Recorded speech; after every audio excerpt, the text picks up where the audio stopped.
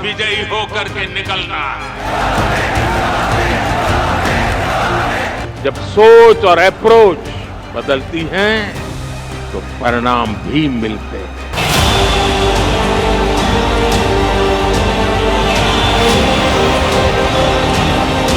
यही समय है, सही समय है।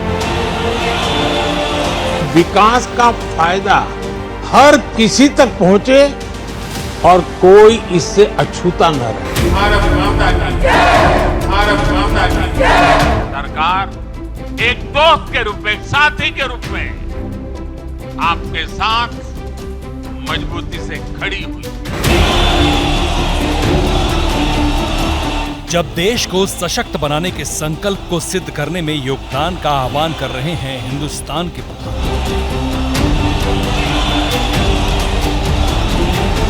जब विकसित भारत की प्रतिबद्धता दोहरा रहे हैं 140 करोड़ हिंदुस्तानियों के नेता,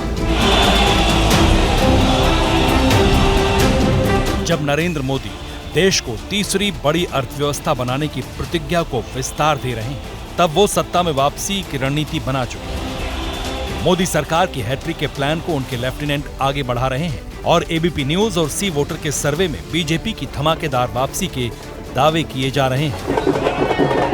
एबीपी न्यूज और सी वोटर के सर्वे के मुताबिक 2024 के चुनाव में एनडीए को 295 से 335 सीटें मिल सकती हैं। मोदी विरोधी गठबंधन को 165 से 205 सीटें मिलने का अनुमान है, जबकि अन्य के हिस्से में 35 से 65 सीटें मिलने का दावा किया गया है।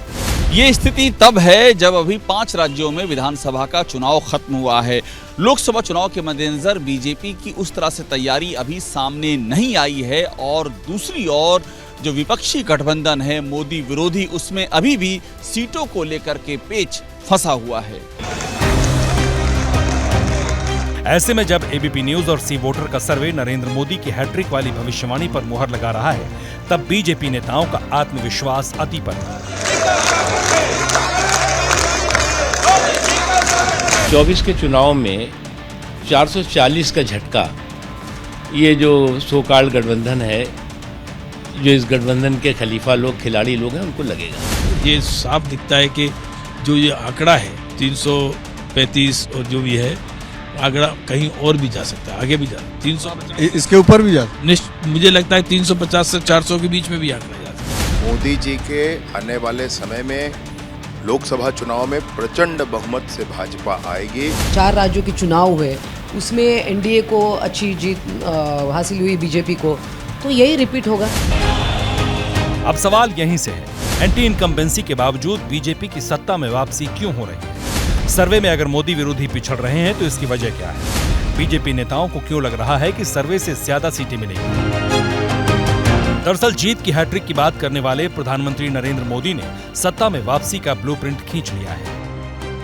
बीजेपी राष्ट्रीय पदाधिकारियों की बैठक हुई थी। 22 दिसंबर को हुई इस बैठक में प्रधानमंत्री नरेंद्र मोदी ने अपने पदाधिकारियों को जीत का मंत्र दिया था। उन्होंने बताया कि कैसे 2024 में किसको क्या करना है, कैसे 51% वोट हासिल किया जा सकता है। सूत्रों के मुताबिक प्रधानमंत्री मोदी के ब्लूप्रिंट के आधार पर बीजेपी ने 2024 के लिए मेगा प्लान तैयार किया है। क्लस्टर कंपोजिशन, लोकसभा संयोजन, प्लान विधानसभा, बूथ विश्लेषण, मोर्चाबंदी, टीम का विस्तार, हाईटेक प्रचार, सोशल मीडिया टीम, मतदाता चेतना, हर वर्ग में पहुंच, गांव चलो अभियान, गठबंधन, बीजेपी के इसी प्लान 12 से 24 जीतने की तैयारी है। अब जरा एक एक कर विस्तार से समझिए कि साल खत्म होते होते बीजेपी ने कैसे 24 में चुनाव जीतने के मेगा प्लान पर काम करना शुरू कर दिया है। सूत्रों के मुताबिक बीजेपी ने अपने मेगा प्लान के तहत 3 से 4 लोकसभा सीटों का एक क्लस्टर बनाना शुरू कर दिया है। जिन राज्यों में 5 से कम लोकसभा सीटें हैं, वहां पर क्लस्टर नहीं बनाया जाएगा। समझिए कि इस क्लस्टर में कौन होगा। सूत्रों के मुताबिक इस क्लस्टर का प्रभारी पार्टी का एक वरिष्ठ नेता होगा। क्लस्टर प्रभारी को समय देना होगा और चुनाव का प्रबंध करना होगा। बीजेपी के राष्ट्रीय अध्यक्ष जेपी नड्डा, गृहमंत्री अमित शाह और रक्षा मंत्री राजनाथ सिंह करीब 150 दिन लोकसभा क्षेत्र में बिताएंगे। लोकसभा कोर कमेटी, प्रबंधन समिति की बैठक, बौद्धिक सम्मेलन, कार्यकर्ता सम्मेलन करेंगे। क्लस्टर से ठीक नीचे लोकसभा स्तर पर वोटर को साधने की तैयारी है। इसका जिम्मा भी पार्टी के बड़े नेताओं के पास है। सूत्रों की माने तो हर लोकसभा क्षेत्र का एक प्रभारी होगा और एक संयोजक होगा। जो प्रभारी होगा वो उस लोकसभा क्षेत्र के बाहर का होगा, जबकि जो संयोजक होगा वो लोकसभा क्षेत्र से अंदर का होगा।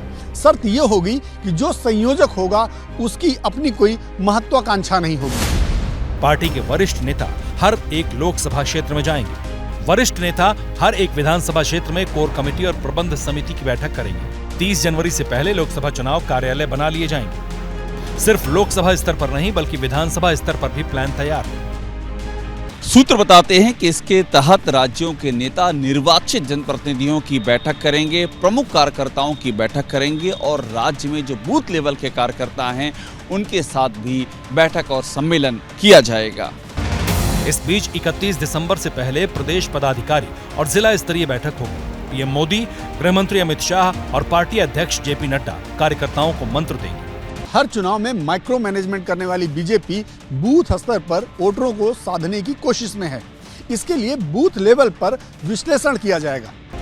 सूत्रों की माने तो बूथ विश्लेषण को बीजेपी ने 3 कैटेगरी में बांटा है। ये विश्लेषण 2014 और 2019 के लोकसभा चुनाव और अभी खत्म हुए विधानसभा चुनाव के आधार पर होंगे। इन बूथों को 3 हिस्सों में बांटा जा रहा है। पहला, जिन बूथों पर तीनों चुनाव में जीत हासिल हुई। दूसरा, जिन बूथों पर लोकसभा चुनाव में बढ़त थी मगर विधानसभा चुनाव में पिछड़ गए। जबकि तीसरा, किसी भी चुनाव में बढ़त नहीं हुई। इनमें से जहां बीजेपी पीछे रही वहां पर विशेष फोकस करने की तैयारी। वहां पर बीजेपी के बड़े नेता ध्यान देंगे ताकि मोदी की हैट्रिक वाली प्रतिज्ञा को पूरा करने में कोई कोर कसर बाकी न रह जाए।